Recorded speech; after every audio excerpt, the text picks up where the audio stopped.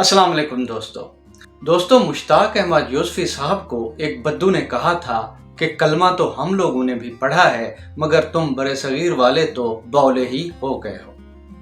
अल्लामा इकबाल साहब एक जगह कहते हैं कि नादां गिर गए सजदे में जब वक्त क़याम आया। ये मैं बातें आपसे क्यों कर रहा हूँ ये आगे चलकर आपको बताऊंगा। अगर आपको मेरी बातें थोड़ी सी अच्छी लगती हैं, चैनल थोड़ा सा अच्छा लगता है तो सब्सक्राइब कर दीजिए और बेल बटन भी प्रेस कर दीजिए। तो हम बात को आगे बढ़ाते हैं और इस बातों का कॉन्टेक्स्ट, इन बातों को जानने की कोशिश करते हैं। पिछले दिनों लाहौर में इचरा बाज़ार में एक खातून के साथ एक वाक़या पेश आया। आपने सोशल मीडिया पर देखा होगा, आपने सोशल मीडिया पर उसकी मुख्तलिफ एंगलिंग, मुख्तलिफ किस्म की उसकी रिपोर्टिंग भी देखी होगी कि एक खातून ने अरबी हरूफ तहजी वाला एक लिबास ज़ेब-तन किया हुआ था और वो लिबास भी सऊदी अरब की एक फ़ैशन डिज़ाइनर का है, सऊदी अरब की एक कंपनी का है। सऊदी अरब से ही वो खातून ख़रीद कर लाई थी और उस लिबास पर अरबी हरूफ लिखे हुए थे जिनमें हलवा बड़ा वाज़े लिखा हुआ था। हलवा खूबसूरत और हसीन को कहते हैं। इसका मतलब ये हुआ कि उस खातून ने जो अरबी में लिखे हुए हरूफ तहजी या कुछ लफ्ज़ थे वो पहनकर इचरा बाज़ार लाहौर में वो खातून शॉपिंग के लिए गई। अब यहाँ पे जहालत देखिए। क़ायद आज़म ने कहा था कि हम एक ऐसा मुल्क हासिल करना चाहते हैं जो कि एक तजर्बागाह होगा जहाँ पे हम अपने मज़हब के मुताबिक तजर्बे कर सकेंगे। अब कल वाले वाक़े को देखकर यूँ लगता है कि हमने उस तजर्बागाह को बड़ा सीरियस ले लिया है और 76 साल से उस तजर्बागाह में दरिंदे और मुख्तलिफ़ किस्म के हैवान बन रहे हैं या दरियाफ्त हो रहे हैं।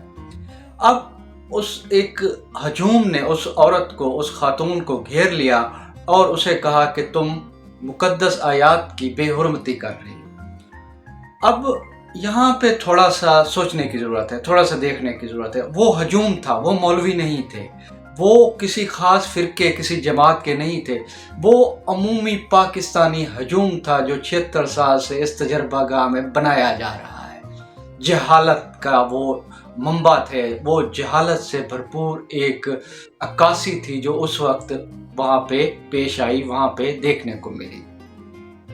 अब उस हजूम को, उस जाहिल हजूम को आयात और अरबी हरूफ का कोई वाज़े फ़र्क नज़र नहीं आ रहा था। अब उनको बंदा ये पूछे कि अरबी जो है वो एक ज़बान है। अरबी में हर तरह के, जिस तरह हम अपनी उर्दू में, पंजाबी में, सराइकी में या कोई भी लैंग्वेज हो उसमें हम अपना इजहार करते हैं, मुख्तलिफ़ चीज़ें हम लिखते हैं, तो अरबी भी एक ज़बान है। अरबी मज़हब नहीं है। मज़हब की ज़बान अरबी ज़रूर है लेकिन अरबी ज़बान मज़हब नहीं है। लेकिन ये इन जाहिलों को कौन समझाए जिन्होंने उस खातून को वहाँ पे हरासा किया। और अगर वहाँ पे पुलिस ना पहुँचती, अगर वहाँ पे कुछ और लोग ना पहुँचते तो ऐन मुमकिन था वो ये हजूम, जाहिल हजूम जो है वो उस खातून को जला देता, उस खातून को मार देता, क्योंकि उस वक्त उनको इस्लाम आया हुआ था, क्योंकि उस वक्त उनकी जहालत अरूज पर थी। अब ये वो लोग हैं जिन्हें ना तो हजूर पाक सल्लल्लाहु अलैहि वसल्लम के उसवा हसना का पता है, ना उनकी बुर्दबारी का पता है, ना उनके तहम्मुल का पता है, ना उनकी सीरत का पता है। ये सिर्फ नारे लगाने वाले हैं और ये सिर्फ अपने ही जो इनके जहन में जितना ठोंसा गया है जहालत के नाम पर, उसी का इजहार करते हैं जब ऐसा मौका आता है। ये कोई पहला वाक़या नहीं है, इस तरह की जहालत आपको देखने को हर जगह मिलेगी। अब वो खातून जिसने वो अरबी हरूफ तहजी का पहना हुआ था लिबास, वो उन्हें कह रही थी कि ये मैंने सऊदी अरब से लिया है। बाद में सऊदी अरब की वो कंपनी जिसने वो लिबास बनाया उसने अपना बयान भी जारी किया कि इसमें कोई आयात नहीं है, ये तो हमारे ब्रांड है, ये तो हमारे प्रमोशन के लिए इस पर लिखा गया है। लेकिन ये पाकिस्तान है, यहाँ पे आपको ये सारी चीज़ें देखने को मिलेंगी और बहुत आला दर्जे पर मिलेंगी। यहाँ पे जब इस तरह का मौका आता है तो जाहिल और پڑھے لکھے ایک ہوتے ہیں جہالت میں رنگ جاتے ہیں، اس وقت ان کو کچھ اور سمجھ نہیں آ رہا ہوتا، کیونکہ یہ ہجوم ہے، ایک موب ہے، اور ہجوم کا کوئی سوچ نہیں ہوتی، ہجوم کی کوئی اپنی تھنکنگ نہیں ہوتی۔ میرا آج اس موضوع پہ بات کرنے کا یہ مطلب نہیں تھا کہ یہ ایک واقعے کو لے کے میں یہ کر رہا ہوں کہ اسرا میں یہ واقعہ ہوا۔ میں عمومی طور پر یہ بات کرنا چاہتا ہوں کہ ہم ایک ایٹم بم پر بیٹھے ہیں، اس شدت پسندی کے ایٹم پر بیٹھے ہیں، اور یہ کہیں بھی کسی بھی وقت پھٹ سکتا ہے اور ملک میں ایک انتشار کسی صورتحال پیدا کر سکتا ہے۔ کوئی بھی حکومت آتی ہے، وہ ان کو قابو پانے کی بجائے، اس جہالت پر قابو پانے کی بجائے ان کو استعمال کرتی ہے، مختلف لوگ ان کو استعمال کرتے ہیں، اور یہ ہجوم استعمال ہوتا آ رہا ہے۔ اب سوشل میڈیا ہے، چیزیں رپورٹ ہو جاتی ہیں، سامنے آ جاتی ہیں، یہاں پہ اقلیتوں کے ساتھ بھی یہی ہوتا ہے، یہاں پہ مسلمانوں کے ساتھ بھی یہی ہوتا ہے، اس مختلف فرقوں کے ساتھ بھی یہی ہوتا ہے۔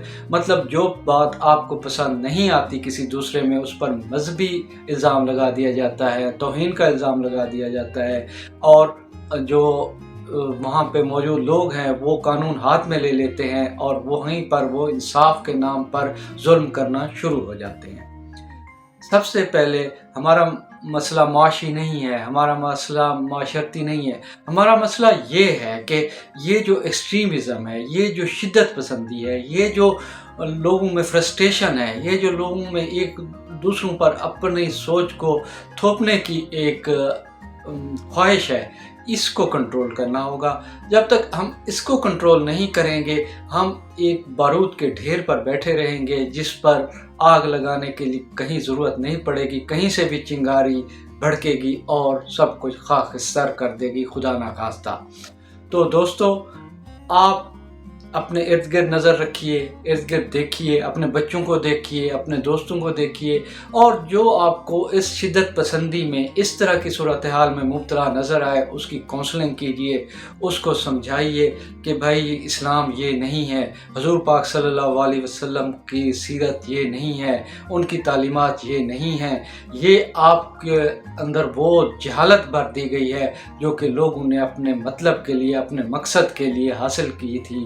آپ حضور پاک صلی اللہ علیہ وسلم کو خود پڑھیں، ان کی سیرت پڑھیں، قرآن پڑھیں، اور پڑھے لکھے لوگوں سے رہنمائی حاصل کریں۔ شکریہ۔